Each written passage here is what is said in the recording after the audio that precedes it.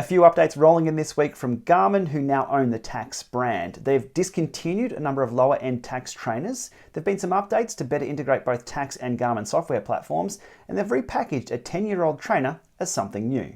First up, onto the trainers they've discontinued, and they are the Blue Motion, the Blue Matic, the Blue Twist, the Satori Smart, and technically the Booster. However, that's just been repackaged as the Boost. It's exactly the same thing and been relaunched just yesterday. I think this is a good move. There are too many choices at the lower end for effectively the same thing. And if you're buying a trainer for the very first time, you don't want that much choice. There's no need for that. So it's simplified the lineup and given people one option to go with. Next up is an update to the Tacx training software, which will allow you to log in via your Garmin Connect account. And you can also link two accounts together if you already have both on each system. Once that's set up, your rides and activities logged with the Tacx training software will be auto-uploaded to Garmin Connect to track your fitness over time. Another good step as Garmin further integrate the Tacx platforms in-house. And finally today, the Boost Trainer. Now, hold tight, this is quite the ride. Now, although Garmin are calling this a new trainer, it is not. It is identical in every way except color to the Tacx Booster from 2011. So yes, this trainer is near on 10 years old. This is no spring chicken when it comes to indoor trainers. Technical specifications are as follows. It's a wheel-on cycle trainer. It is non-smart, so there's no interaction whatsoever with this automatically. So you don't get sim mode, there is no erg mode. The Boost has a magnetic resistance unit with a manual lever control with 10 different levels. You can also change through your gears on a bike, just as you can in level mode on other trainers. Compatibility, 26-inch race, 29, with quick release 130 and 135 out of the box. For through axle support, you need to purchase an additional adapter. The flywheel size is 1.6 kilo, so quite a light unit. They do state it has a 9.18 kilo mass inertia, so ride feel. It's got to do with the size of the flywheel and the little roller. The feel of the trainer feels a lot bigger than a 1.6 kilo flywheel, and it does. We'll talk more about that later on. Maximum power is listed, although this trainer does not transmit power. It's estimated power of just over 1,000 watts. There's no Amp Plus, there's no Bluetooth. The bundle version of the Boost does come with a wheel speed sensor, so power can be calculated from that with the software platform you're using. Now that could be Zwift, Full Gas, Trainer Road, or Tacx Training itself. Sound levels, it's quietish, but it's definitely not a silent unit. There's no mains power for this unit, so it doesn't plug into the wall, no batteries required, there are no smarts. It's simply a manually controlled resistance unit on the back of this trainer. The front wheel riser is included, which doubles as a carry handle or a throwing handle, depending on how your experience goes with this trainer. 1 month of Tacx training software is included, all for the price of $299.99 US for the standard setup, or with the bundle, which comes with a speed sensor, which adds some smarts to the unit at $329.99. In summary, this is a very basic indoor cycle trainer. It is not a smart trainer. It's aimed at people who want a budget indoor setup. But in my experience, it doesn't hit that mark in a number of ways. So let's have a talk about that. Over on T3, they state setting up the Boost is easy. With just 2 clicks, you can start riding pretty much straight away. That's not true. The unboxing in the Llama Lab resulted in styrofoam going absolutely everywhere, on the floor, on the working parts of the Boost trainer itself, and on me. Now we're nearing Christmas, but I'm not setting up a Christmas tree, I'm setting up an indoor cycle trainer. Onto the assembly and setup of the Tacx Boost bundle. Now I have 3 bikes, 2 of which I can't use with this trainer because they are through axle. I would need to cross-reference the code numbers with the thread pitch that I have on those bikes and order the correct adapter for that.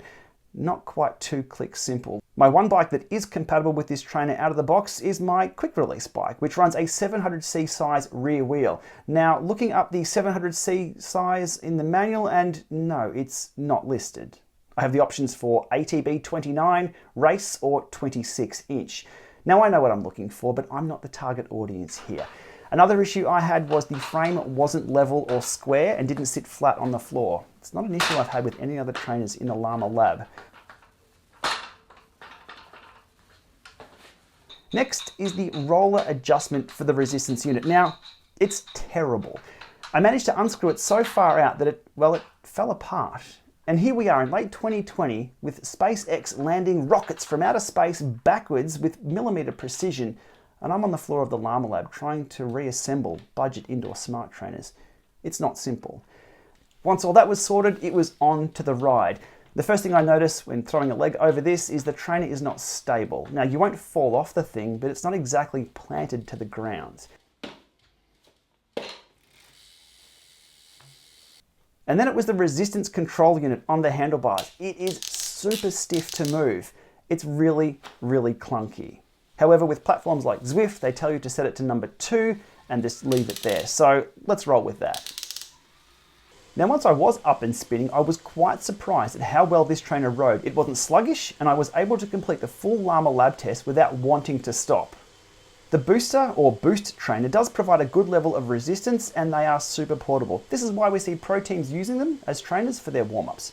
Seeing professional riders use these trainers for warm-ups for big races is no indication if this is going to be a suitable solution for your pain cave if you're riding indoors for 5, 10 or 15 hours a week. Why so? Let's dig down the rabbit hole on this one. But before we do, it's important to realize that we are not looking at the power accuracy of the trainer. The trainer, well, the speed sensor that's connected to your bike on the trainer only sends out wheel speed. So what we'll look at in a moment is Zwift's ability to apply its speed and power curve algorithm to the Boost trainer. And the same goes for Trainer Road, Full Gas, RGT, etc. It's those platforms that have to come up with the power number with the data that's being supplied, and that's wheel speed. The variables involved in this process comparing the wheel-on estimated power to an on-bike power meter are as follows. You have tyre size, tyre condition, tyre pressure, tyre temperature, tube type used, or maybe you're using tubeless, which impacts rolling resistance, roller pressure, the resistance unit connected to the tyre, drivetrain, and the software algorithm. There's a number of things involved in getting all of those lined up correctly, and if the numbers are close, it's quite the thing. And now we dive into the numbers over here on the DC Rainmaker analysis tool, where we can compare multiple power meters as an overlay and see how they stack up. So the test here, Tacx Boost, the Vector 3, made by the same company, and the Power to Max NG Co. Standard Llama lab test, after a little bit of a warm up here. Now the position of the manual lever on this was set to position number 2. That appeared to be the most accurate once I did a little flipping around. So you can see just through here, bit of a warm up and into the steady state. So diving into the 200 watt steady state, into the 250 watt steady state section here. There is a small dropout of the Vector pedals right there. Again, I'm going to put that down to the recording environment. It wasn't consistently dropping out, so that's a good thing. Not too bad through the 200 watt zone. The good ride feel, so nice and smooth on the pedals. It wasn't going up and down or oscillating, so a good ride feel on the pedals at 200 watts. Again, self-selected because this is no erg mode. Numbers weren't too bad through the 200. In the 250 watts, the power was reporting a little high. Now, there's no way to calibrate this unit. It's just estimated power. It is what it is. Moving that lever up or down just changed the values too much. So position number 2 on the manual resistance lever appeared to be okay. Still missing out around 15 or so watts for the 250 watt zone. So not too bad for the steady state. And you can see there, quite a nice smooth ride. That's unsmooth data that you're seeing. So quite impressive for the ride feel, just a little bit off in the power. Drilling down now into the sprint section of the Llama lab test, and the Tacx Boost decided to take the day off when I sprinted. So you can see here the 2 power meters on the bike spike up to around 1180, 1173, 1188, 1210, and the Tacx Boost was doing something entirely different.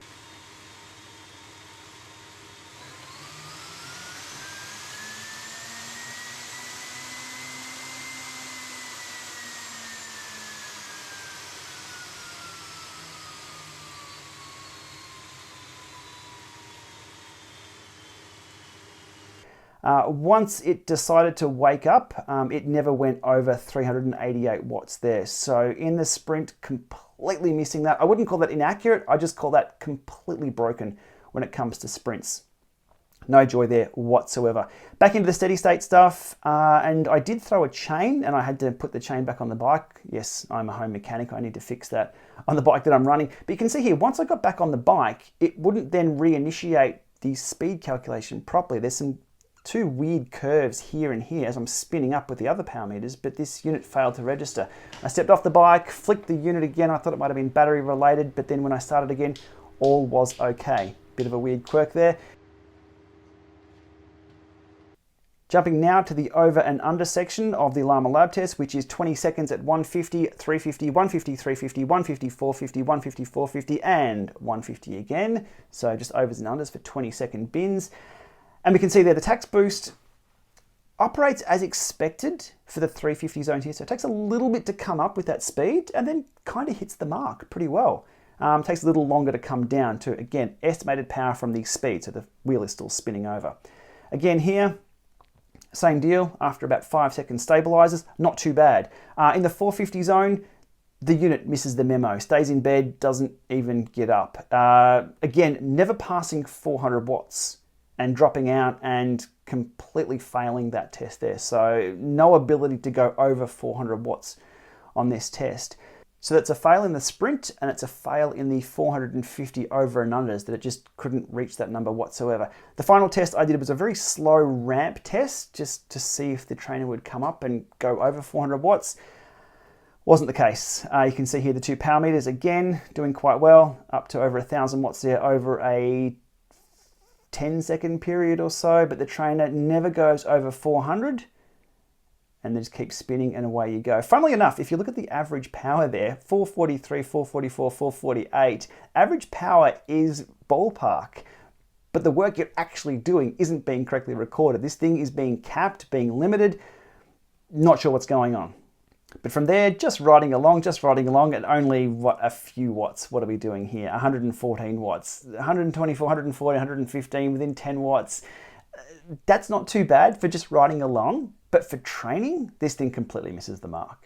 Jumping quickly down to the mean max power graph for this trainer session, and you can see there the 2 power meters on the bike, very happy together for the most of it, and the trainer, the boost, doing its own thing, not really in the ballpark with the intervals that I was doing.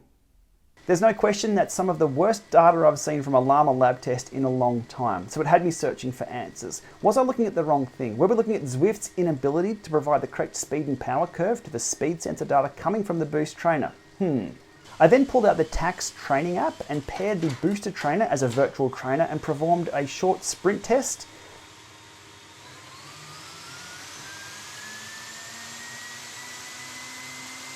And no, exactly the same problem with that. Dropping out in the sprints, but do note, the speed sensor didn't drop to 0, so it didn't appear to be a speed sensor issue. Then a short harder test, and still having some issues with that as well. So something's not quite right. Okay, so my experience of the Boost trainer. It's very, very 2020, where there was a lot of promise early on, and as things progressed throughout the year, it didn't really turn out as expected. Look, discounting the assembly issues, the compatibility issues with through axle, the estimated power numbers, pushing down on the pedals and riding the bike was a good experience. The thing spins along quite well, but everything else just doesn't stack up. And you saw in the numbers there, something's just not quite right. Cross-referencing my numbers with DC Rainmaker's recent post on the same trainer was an indication that I'm not alone with these findings. So where to for this trainer? Well, how about I turn things around and talk about what it should have been or what it could be for version 2. And here's my list. Better packaging, removing that styrofoam mess. It's absolutely horrible. The unit should come pre-assembled, especially for lower end first-time users. They need to be able to pull something out of the box and ride straight away. This was not 2 clicks easy. Through-axle adapters need to be supplied with a unit like this. A number of entry-level bikes are now through-axle, even though there are a number of standards. Something like the Rapilock trainer adapter does a great job in being modular and compatible with everything. They need through-axle support for entry-level trainers out of the box. A speed sensor should be built into the unit, not just thrown into a bundle box as an afterthought, or even better, build that technology into the resistance unit itself and have it transmit that estimated power. Some elite trainers have done this for years and years, and the Le Mans Revolution did this over 10 years ago with the Watt box. If they want to throw something in the box, throw in a cadence sensor. That would be absolutely fine as an afterthought. Simple. It needs to be simple. This trainer is not. If you were to go to your nearest Best Buy and purchase a new Apple or a Google product and go through the setup process, you'll know what simple is. And that's what consumers expect in 2021. The way I see things with this trainer is that Garmin have turned up to the Tacx trainer orphanage, chosen a budget level trainer to adopt as their own, leaving the others there never to be heard of again, and they've done absolutely nothing to add value to this offering. We're 10 years down the track, and all they came up with is a different color. Look, I'm really disappointed to learn that this is where things are at the end of 2020. For people who might be watching my content, seeing how much I enjoy indoor training and the benefits that I get from that, if they were to go out and spend their money on a trainer like this, that could be so much better, I'm a bit disappointed at the experience they're gonna have. Speaking of a better experience, and from the same company, look, the Tacx Flow trainer, $70 US more. it's a much better option than this trainer. It still has a few hang-ups with the packaging and the assembly, but it's not being wheeled out as a new trainer. It's an interactive smart trainer for only a little bit more. So with all the cards there on the table, and you've seen the data, I still think this trainer will sell, and sell quite well. There's high demand for indoor cycle trainers at this point in time, and there's a low supply at the high and the mid-range. But I do think Garmin have taken a very, very easy option here of just re-releasing something from 10 years ago. And in that 10 years, we have seen a massive revolution and reinvention of indoor cycling. And with that comes a new demand on the trainers that we use. The requirements for trainers now are to be simple, quiet and accurate. And all three things have been bypassed with this release, and I don't know why. I do struggle to give this trainer a leaf pass based purely on cost. Things need to be better, a lot better. The Tacx Boost trainer is not worthy of a new trainer release in 2020. There it is. Those are the facts. Thanks for watching.